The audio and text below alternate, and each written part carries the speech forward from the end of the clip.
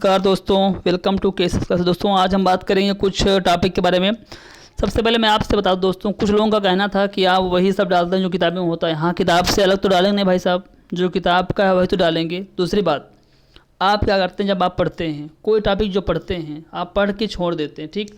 लेकिन जब वही चीज़ आप वीडियो में देखते हैं तो क्या होता है, आपकी आंखें भी देखती हैं, आपके कान सुनते भी हैं, उससे आपको बहुत प्रभाव पड़ता है और आपको वो चीज़ हमेशा के लिए लर्न हो जाती है। इसीलिए कहते हैं दोस्तों, अधिकतम आपको जो वीडियो में मैं दे रहा हूँ, जो आप पढ़ते हैं, मुझे पता है आप पास सब किताबें होंगी, आप पढ़ रहे होंगे, बट जो यहाँ दे रहा हूँ उसमें क्या है, आपका 2-3 MB का डाटा ख़त्म होगा, ठीक है, लेकिन आपको याद तो हो जाएगा। आप घर पे बैठे भी होंगे, मुझे पता है इस तरह। तो देखिए दोस्तों, वीडियो को देखिए और फालतू कमेंट मत कीजिए किसी चीज़ के लिए। जो भी है आपके लिए दे रहा हूँ, उससे बुरा कुछ नहीं है, मैं गाने नहीं गा रहा हूँ यहाँ पर आपके लिए, ठीक है। चलिए, तो यहाँ पर दिया गया है दोस्तों, विभिन्न रोगों से प्रभावित होने वाले अंग, ठीक है। जो कौन कौन से रोग होते हैं, उनसे कौन शरीर का कौन सा हमारे पार्ट प्रभावित होता है, ये अक्सर एग्जाम में पूछा जाता है। मैंने कल आपको एक वीडियो दिया था जिसमें मेरा साइंस का पूरा टॉपिक था। उसके साथ ही साथ मैंने देखा कि कुछ टॉपिक में कुछ क्वेश्चंस बच जा रहे हैं, उसको मैंने ढूंढा और मैं आपके लिए लेके आया हूँ, फालतू लेके नहीं आया हूँ दोस्तों। तो देखिए, निमोनिया, ट्यूबरकुलोसिस जिसे बोलते हैं क्षय रोग, और ब्रोंकाइटिस, और साथ में आपका कुकर खांसी होती है, कुकर खांसी, तपेदिक, इनसे शरीर का जो फेफड़ा होता है वो प्रभावित होता है। क्या होता है? फेफड़ा। अब एग्जाम में कैसे आएगा कि निमोनिया से शरीर का कौन सा अंग प्रभावित होता है, आंत, तंत्रिका तंत्र, मसूड़ा या फेफड़ा? तो आप क्या लगाएंगे? फेफड़ा, ठीक। ऐसे आता है दोस्तों।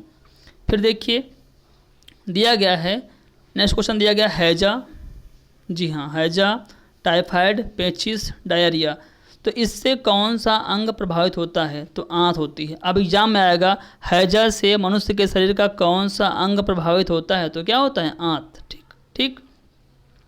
फिर देखिए, दिया गया है पोलियो, रेबीज, मिर्गी और टिटनेस, इससे तंत्रिका तंत्र प्रभावित होता है। फिर देखिए, स्कर्बी और पायरिया, एग्जाम में आएगा दोस्तों, पायरिया से शरीर का कौन सा अंग प्रभावित होता है? तो क्या होता है? मसूड़ा। फिर देखिए, दिया गया है हेपेटाइटिस और पीलिया, इससे आपका यकृत जो होता है वो, यानी कि लीवर जो होता है वो प्रभावित होता है। फिर देखिए, दिया गया है मलेरिया और प्लेग, इससे आपका रेड बोन कार्पल्स जो होती हैं, लाल रक्त कणिकाएँ, वो प्रभावित होती हैं। फिर देखिए, मधुमेह यानी जिसे बोलते हैं लोग डायबिटीज़, इससे आपका अग्न्याशय, यानी बहुत अधिकतम लोगों को डायबिटीज़ होता है दोस्तों। अधिकतम मैं घरों में देखता हूँ शहरों में कि मैक्सिमम लोगों को डायबिटीज़ होता आता है। तो वो लोग कहते हैं नहीं, हम मीठा नहीं खाएंगे, ये नहीं खाएंगे। देखिए, अपने शरीर को स्वस्थ रखने के लिए आपको बहुत सारे काम करने पड़ते हैं, ठीक।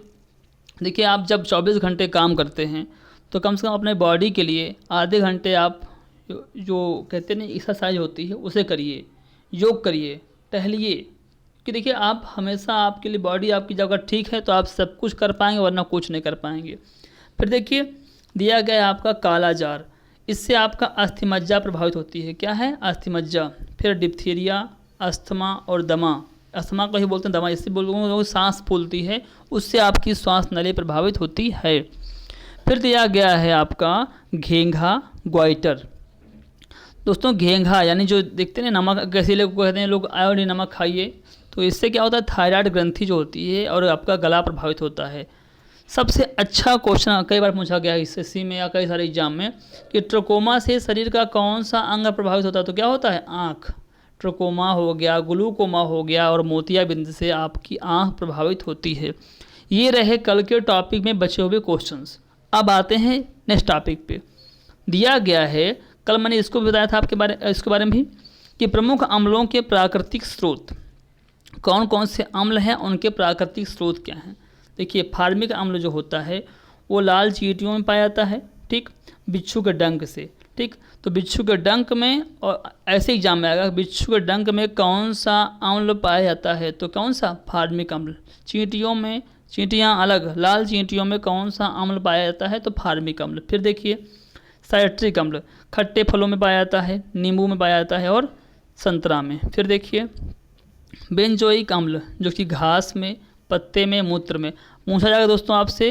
देखिए, मूत्र में यूरिक अम्ल पाया जाता है, ये बात समझिए आप, मूत्र में आपका यूरिक अम्ल भी होता है, ठीक, और बेंजोइक अम्ल भी होता है। तो पूछा जाएगा आपसे कि मूत्र में कौन सा अम्ल होता है, तो अगर वहाँ पर यूरिक अम्ल दिया है दोस्तों तो पहले आप वही लगाएंगे, लेकिन अगर वो नहीं दिया तो आप बेंजोइक अम्ल लगाएंगे। ठीक, फिर देखिए घास में, पत्ते में। ओके, अब बात करते हैं ऑक्जेलिक अम्ल। तो ये पाया जाता है आपको सारियल के जो वृक्ष होते हैं उनमें, और टमाटर में ऑक्जेलिक अम्ल पाया जाता है। फिर बात करते हैं एसिटिक अम्ल, इंपॉर्टेंट क्वेश्चन, फलों के रस में और सिरका। सिरका यानी जो बेंजीर होता है, यानी कि आपका जो विनेगर जिसे बोलते हैं, जो गांव में आम के जो अचार रखे जाते हैं उनमें जो जूस होता है उसे बोलते हैं सिरका। फिर नाइट्रिक अम्ल यानी फिटकरी और सोरा। सल्फ्यूरिक अम्ल कहाँ पाया जाता है? हरा कसीस में पाया जाता है। फिर देखिए आ गया नीचे टार्टरिक अम्ल, वेरी इंपॉर्टेंट क्वेश्चन। इमली में अगर एग्जाम में ऐसा है कि इमली में कौन सा अम्ल पाया जाता है, तो टार्टरिक अम्ल अंगूर में पाया जाता है। लैक्टिक अम्ल दूध में, यूरिक अम्ल मूत्र में। ठीक, मैंने कहा था ना मूत्र में यूरिक अम्ल भी पाया जाता है। चलिए अब देखते हैं लास्ट में क्या दिया गया है। हाँ, कुछ तत्व हैं और उनके अपरूप दिए गए हैं। जैसे देखिए कार्बन, तो इसमें दिया गया है हीरा और ग्रेफाइट। अक्सर एग्जाम में पूछा जाता है कि ग्रेफाइट किसका अपरूप है, तो कार्बन का अपरूप है। या कार्बन किसका अपरूप है, हीरा का है, रोम्बिक का है, या फास्फोरस का है, किसी चीज़ के इनमें से कोई नहीं, तो किसका होगा? हीरा का है।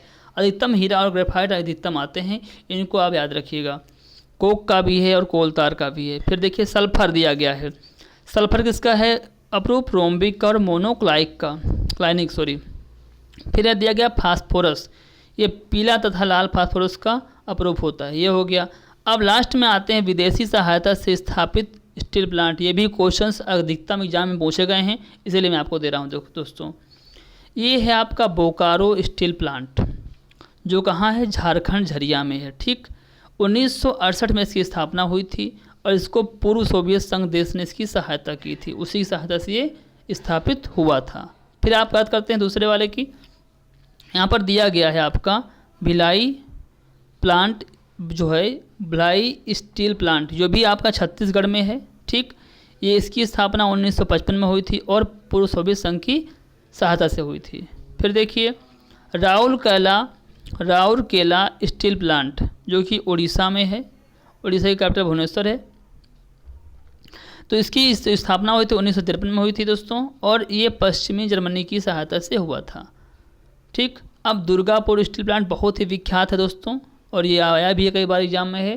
तो ये कहाँ पर है? पश्चिम बंगाल में, इसकी कैपिटल कोलकाता है। इसकी स्थापना हुई थी 1956 में, और इसकी किसकी सहायता से हुआ था? ब्रिटेन की सहायता से हुआ था दोस्तों।